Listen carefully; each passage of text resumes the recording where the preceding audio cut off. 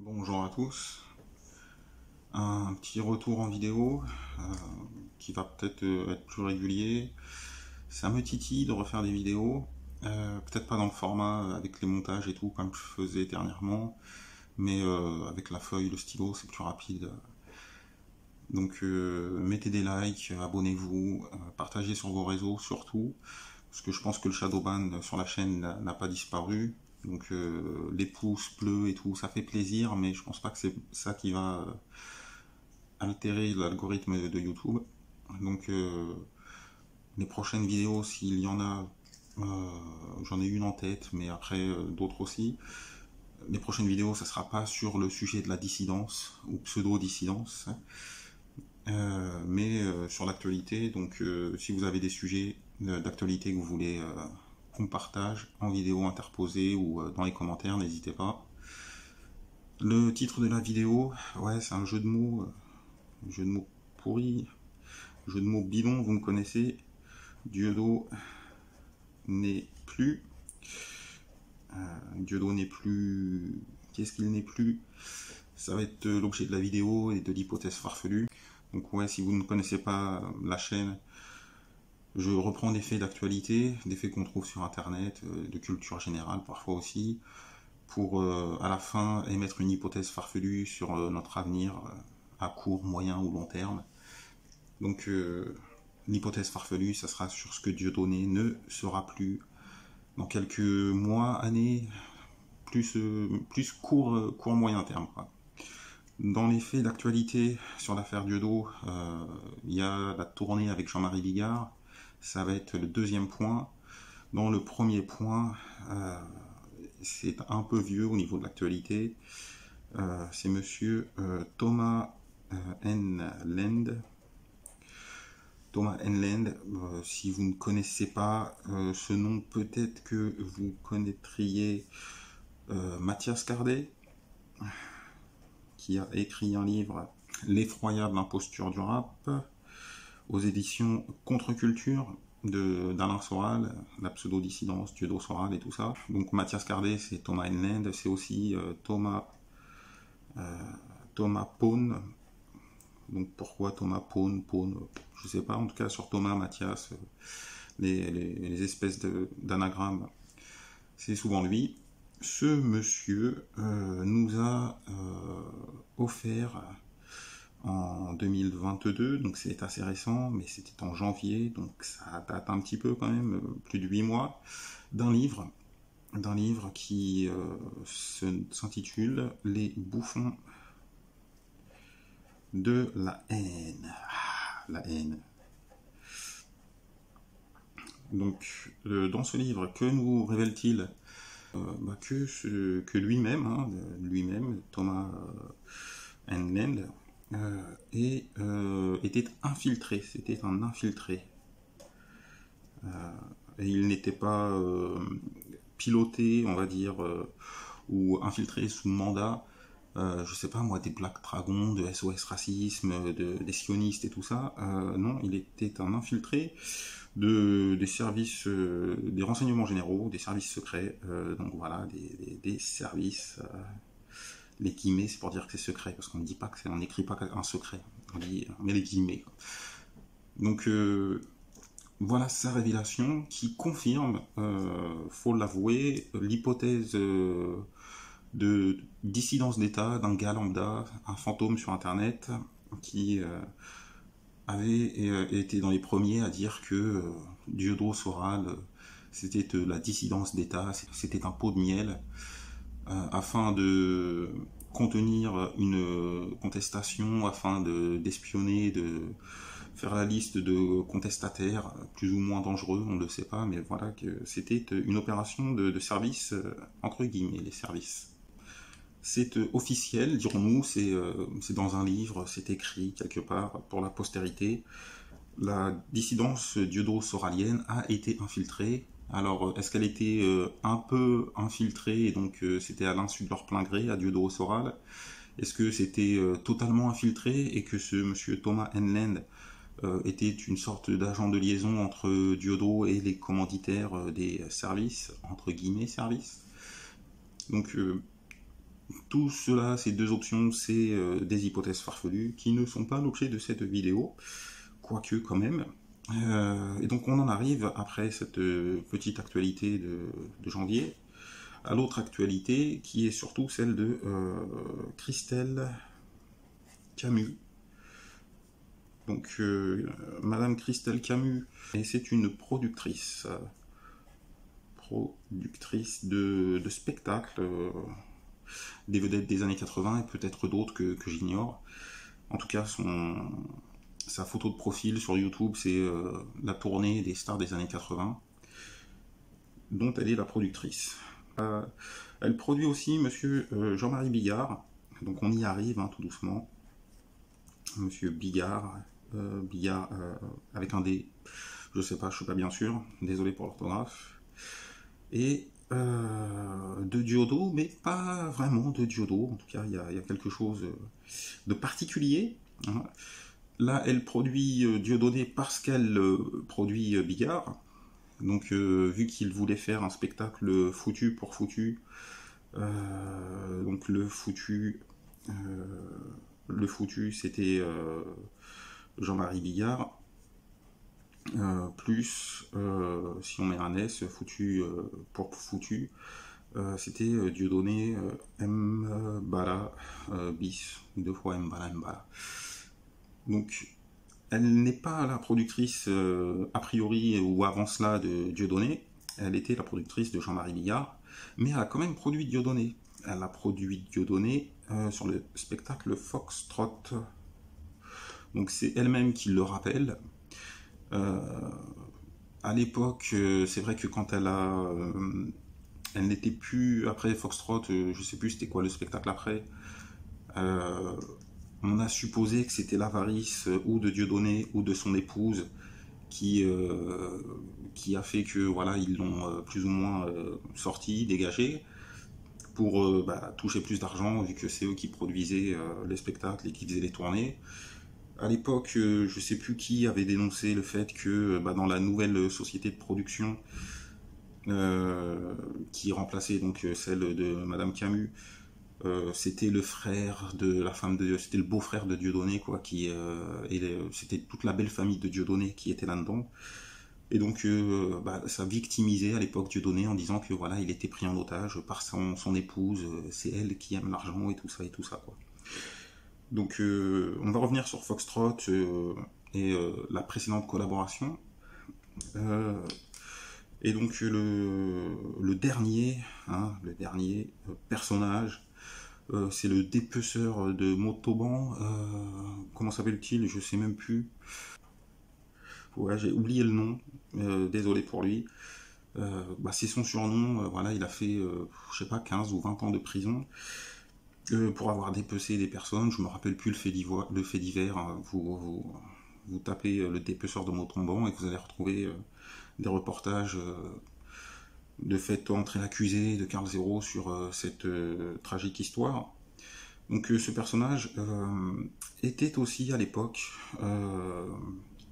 de Dieudonné et il avait collaboré avec Dieudonné, c'était sur les chansons, soi-disant c'était pas Chaud Ananas,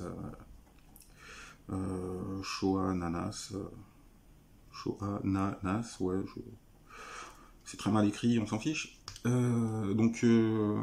C'était l'atelier de chansons potaches, donc soi-disant ils avaient écrit aussi Chaud Ananas, il avait plaidé à la place de Dieudonné, il avait plaidé coupable à la place de Dieudonné sur celui-là, ou c'était sur un autre sujet qu'il avait plaidé la culpabilité à la place de Dieudonné, parce qu'à l'époque Dieudonné faisait des ateliers dans les prisons, non pas pour conduire des kartings, mais pour apprendre la chanson, l'écriture aux détenus, la réinsertion et tout ça. Et donc Dieudonné a été si loin dans la réinsertion de ce détenu qu'après avoir été le témoin de son mariage, à l'époque aussi ça c'était pour faire du buzz, le mariage homosexuel et tout, il s'était marié aussi avec un autre détenu célèbre, je crois que c'était Carlos le terroriste.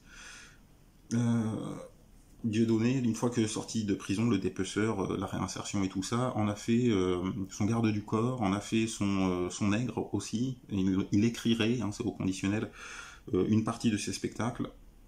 mais surtout il l'a nommé comme directeur de la publication de ces différents sites internet, comme ça s'il y a des problèmes sur la publication, des appels à la haine et tout ça, c'est soi-disant ce dépeceur de Montauban qui est poursuivi par les autorités en tant que directeur de la rédaction. Et donc ce dépeceur de Montauban était aussi intervenu, on va le voir après, je vais faire une petite frise chronologique, dans ces années-là, c'est aussi quelqu'un de particulier, quoi. Donc, la petite frise chronologique, Monsieur Thomas Henlen, dans son livre, nous apprend donc que c'était en 2011 que Thomas Henlen infiltre la Soral, je sais plus c'était quoi, égalité et réconciliation, pour l'infiltrer, on ne sait pas pourquoi, hein, si c'était pour donner des consignes à Soral ou si c'était pour donner des informations sur Soral au service.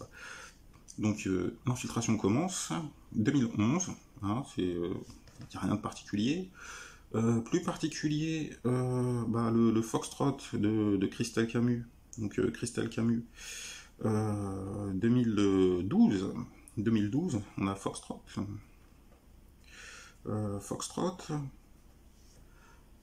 Donc après, en 2013, on retrouve Thomas Henlen. Pour son livre L'effroyable imposture du rap. C'était chez Contre-Culture, chez Soral. Et donc ça va continuer, il va y avoir encore des collaborations. 2013 aussi, ou 2014, on va le mettre entre les deux, il y a le dépeceur de Montauban, quoi. On va le marquer encore en 2013. 2014, j'ai un petit doute sur les dates, qui lui fait son entrée en tant que directeur de la publication, avec le mariage homosexuel ou Dieudonné le témoin, c'est 2013-2014. Et donc c'est la même année aussi qu'on retrouve Thomas Henlen, qui assure la sécurité des manifestations avec un groupuscule Gazafirme. Et donc après, il y aura encore quelques péripéties avec Thomas Henlen, avec le directeur de la publication, le dépeceur de Montauban. Mais je ne vais pas m'étaler trop. Déjà, on est 10 ans en arrière. Et on voit que les trois personnages sont intervenus à une époque bien particulière qui était la mise sur orbite. Donc 2012-2014. La mise sur orbite de la dissidence, où voilà, ils passaient à la télé dans les catégories faits divers parce que c'était les grands méchants, voilà, c'était eux la dissidence. Il y avait quelque chose de malsain avec le premier ministre de l'époque, Valls et tout ça, quoi. Donc si, comme il nous le confirme lui-même, Thomas Henlen était bien un espion, l'arrivée de Christelle Camus qui a quand même participé à la tournée dans les zéniths qui à chaque fois était annulée et donc permettait, vu que c'est un zénith, c'est la grande salle de la région qui est annulée, qui a des événements devant et tout ça, c'est elle qui a permis la réservation de ces zéniths qui passaient à la télé et qui valaient l'actualité à cette dissidence. Et ce dépeceur de Montauban, les services secrets en général aiment bien recruter dans les prisons, hein, c'est un échange de bons procédés. Dehors, tu vas être un infiltré, un informateur, une source, je sais pas comment on appelle ça, en échange de quoi on va faciliter ta réinsertion en te retirant des années de prison, en te finançant éventuellement, ou en te retirant des amendes. Bref, le recrutement en prison, c'est pas nouveau dans les services, hein. Et donc, lui aussi est intervenu, s'est greffé dans cette dissidence dieudo-soralienne à cette époque-là, 2013-2014, alors qu'il était sous les barreaux, quoi. Donc, ça faisait très longtemps que j'avais pas suivi la dissidence dieudo-soralienne. C'est une voix, il a été une voix. Je vais vous mettre le lien de sa vidéo sous celle-ci, qui m'a remis un peu le pied à l'étrier. Buzz ou pas buzz, telle est sa question. Pour moi c'est du buzz parce que le business model de Diodo fonctionne sur du buzz. Mais surtout, l'hypothèse farfelue, c'est totalement farfelu, c'est que c'est une tournée d'au revoir, quoi. Une tournée d'adieu, de Diodo, car Diodo n'est plus infiltré, espion, voilà, quoi.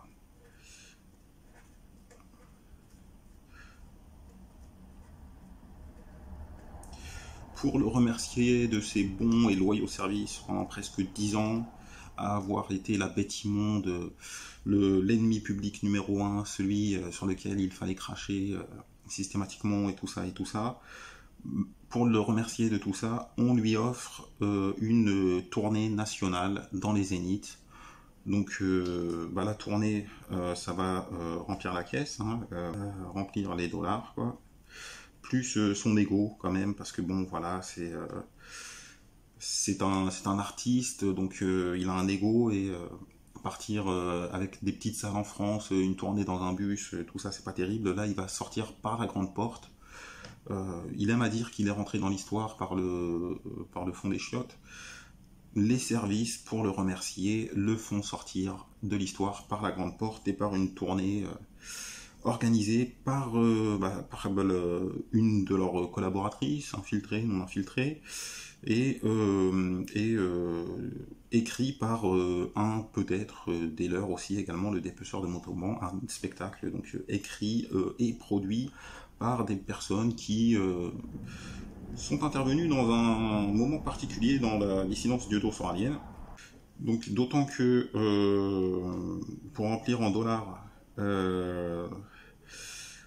pour être sûr de la chose, parce que bon, l'ego, voilà, il en a, c'est bien de sortir par la grande porte, mais ce que Diodo aime surtout, je pense que voilà, on sera tous d'accord là-dessus. À un moment donné, on a pensé que c'était sa femme et tout ça. Pour être sûr des dollars, hein, c'est un spectacle où les billets sont non remboursables, non échangeables, non remboursés. Donc actuellement, c'est à 40 euros. D'ici quelques semaines, ça devrait être à 50 euros. Ce n'est pas vendu par la productrice, c'est vendu par la billetterie de Dieudonné. Et sur les billets, c'est sur la Diodosphère qu'on peut les acheter. Les billets ne sont pas remboursés, donc même si ce spectacle d'adieu de l'infiltré, de l'espion, n'aura pas lieu parce que Jean-Marie Bigard, c'était juste pour attirer on n'attire pas les mouches avec du vinaigre, donc voilà, c'était pour attirer un petit peu plus de monde encore, pour faire parler encore un peu plus. Même si cette tournée est annulée dans tous les Zéniths de France, c'est pas grave pour l'ego, hein. L'important, hein, c'est bien de remplir les dollars, billets non remboursés, le dernier gros casse, quoi, pour remercier l'espion, à l'insu de son plein gré peut-être, ou totalement de son plein gré, et puis ces personnages que l'on a vus étaient des agents de liaison, quoi, qui lui donnaient les lignes et les tendances à suivre. Je vous remercie de votre visionnage, abonnez-vous, partagez sur vos réseaux.